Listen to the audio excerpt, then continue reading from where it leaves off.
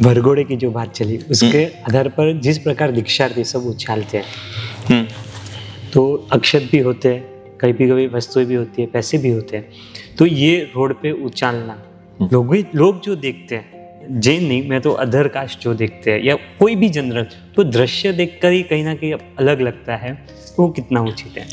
देखिए, सम्मेलन हुआ, ऐसे भी सम्मेलन बहुत मुश्किल से होते हैं, सभी महात्मा शासन की चिंता के साथ, भविष्य की चिंता के साथ बैठते हैं और उनमें कुछ नियम पारित होते हैं। उन नियम को हम सब माने, वो उनका प्रति का सद्भाव है, महात्माओं के प्रति का, और हम उनकी धज्जियां उड़ाते हैं। सम्मेलन में पास हुआ नियम है कि आप वस्तुएं कहीं पर भी उछाल नहीं सकते, ये पास हुआ नियम है। लेकिन उस सम्मेलन के बाद आज की स्थिति देखो, सब उस नियम को कितना पालन कर रहे हैं। तो ये शायद आशातना है उन महात्माओं के संयम जीवन की आशातना। जो दीक्षा ले रही है वो कहीं महात्माओं के जीवन के संयम की जीवन की आशातना नहीं कर, उनके शब्दों को ना स्वीकार करना, उनकी बातों को ना स्वीकार करना, वो उनकी आशातना है, वो अविनय है। और कई बार जो वस्तुएं उछालने वाला माहौल है वो कई बार बहुत गंभीर नुकसान करते हैं। वो लेने वाले वो 50-100 लोग,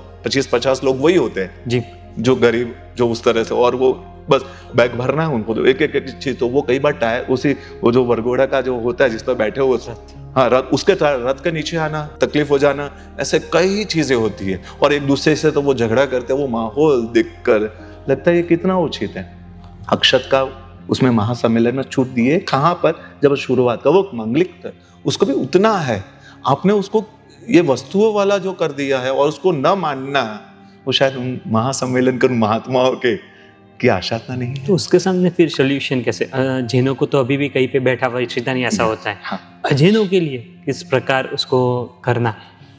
देखो, मेरे साली जी के बच्चे की दीक्षा हुई जी, मुझे भाई महाराज के ग्रुप के साथ में ही वो आए हैं, छोटे हैं महात्मा एकदम, धर्मध्यान विजय जी महाराज साहब।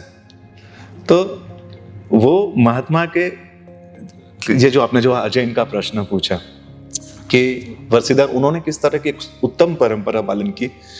जहां वो रहते थे पूना में, वो पूरा एरिया के जितने घर में काम करने वाली बहनें थी, बाई होती ना, हाँ जी, जो बर्तन से लेकर झाड़ू पोछा सब कुछ करती है जी, और जितने वॉचमैन है कॉलोनी के, सबको पर्सनल इन्विटेशन। इतना बजे आपको कार्यक्रम में आना है, दीक्षार्थी एक पवित्र आत्मा के हाथ से एक कुछ पवित्र चीजें आपको लेनी है, और उनके सामने वो पवित्रता की बातें की गई। वस्तु से ज्यादा किसके हाथ से लेना है वो भी उनको बताया जी। और ये मैसेज सब जगह पहुंचा है, सबके घरों में पहुंचा कि आपके काम वाले को भी मैसेज पढ़ाओ, उनको भेजो, इतना बजे भेजो। और सभी लोग दोपहर के 2 बजे के समय, अच्छा, सभी बहनें जो उस तरह की थे बैठे हुए हैं, सब वॉचमैन लोग हैं, वो एक तरफ इस तरह से बैठे हुए हैं, और फिर मुमुक्षु आते हैं। और मैं उस समय था, जैन धर्म की सुंदर बातें, धर्म क्या है, कीड़ी को नहीं मारना है, वो हमारे भगवान की बातें हैं। हाँ, ऐसे ऐसे सुंदर सुंदर बातें करके परमात्मा के ये शासन प्रभावना है, उछालना शासन प्रभावना है कि इस तरह से शांति से बैठा कर आप, मुमुक्षु ने 15-20 मिनट बताया, बोला, सबके आंखों में आंसू, अजैनों के हाथ में आंखों में आंसू, वो वॉचमैन के आंखों में, सबके आंखों में आंसू, और पूरा वातावरण पूरा भीना भीना हो गया, भीनाश हो गए। और फिर उनके हाथ से अनाज, पूरा किराना जैसा सामान, एक एक अच्छा सा बनाया हुआ थैला, उनको एक एक को बैठ के वो पैर छूकर, साष्टांग झुककर उनके हाथ से ले रहे थे, उस 12 साल के दीक्षार्थी के हाथ से झुककर साष्टांग। तो एक पूरा सा वातावरण कितना सुंदर, शासन प्रभावना वाला। और बैठा वर्षीधन है ना, वो भी है ना, बहुत सुंदर तरीके से किया जा सकता है। और ये तो प्रभावना में भी आएगा, रेगुलर की बात इसमें जाएंगे तो प्रभावना में भी आ जाएगी। आज जो प्रभावना का वातावरण दिखता है जी, वो प्रभावना को, वातावरण को देखकर कोई नया घर से फोर्स किया हुआ महात्मा के नया गोचरी के समय प्रेरणा कीर्ति योग लेने आए हो कि नहीं, हाँ तुम एक बार तो व्याख्यान में आओ, ऐसे आओ, वो बहुत मुश्किल से तैयार हुआ जब आता है। और ये जो प्रभावना के समय जो ऐसा ऐसा झपटा झपटी का माहौल या एक दूसरे को पछाड़ कर आगे लेकर जाने का माहौल वो देखता है, तो उसको लगता है ये धर्म है। वो नया आने वाला उपासना में पहली बार कदम करने वाला, उसका वो आखिरी कदम हो जाता है।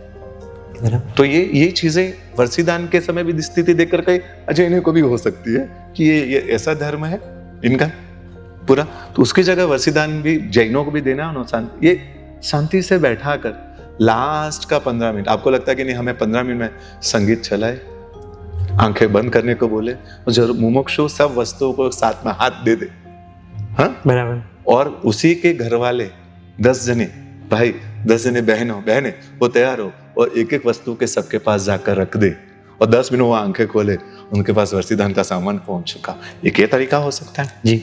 दूसरा तरीका, अगर वो चाहे तो एक संगीतमय कार्यक्रम पूरा रखकर, अपने बच्चों की दीक्षा में अपने रखा था कि सबसे उत्तम आराधकों को शुरुआत में सबको बुलाया, तपस्वी को, विशेष आराधक को, शासन प्रभावना करने वाले उत्तम आराधकों को, उन सबको एक एक कटेरिया के हिसाब से बुलाते गए, तो 50% पूरा हुआ, 60%। और सबसे इसमें खास क्या हुआ, संयम की अनुमोदना हुई, खास गुणों की अनुमोदना, श्रावक के जो हाँ आराधकों के अंदर हुआ गुण दृष्टि, गुणानुरागता का भाव प्रबल हुआ, सबके गुणों की दुनिया बाहर आई जो शायद कभी बाहर आई नहीं थी, क्योंकि कई आराधक ऐसे होते जो आंतरिक कार्य करते हैं उनको फ्रेम में आते ही नहीं, और वो पूरा कार्यक्रम इस तरह से हुआ कि ये इस तरह के कार्यों में जुड़े हुए, ये इस तरह के कार्यों में जुड़े, उनके आंतरिक साधना ये, उनकी आंतरिक साधना ये, वो सबका क्लियर हुआ।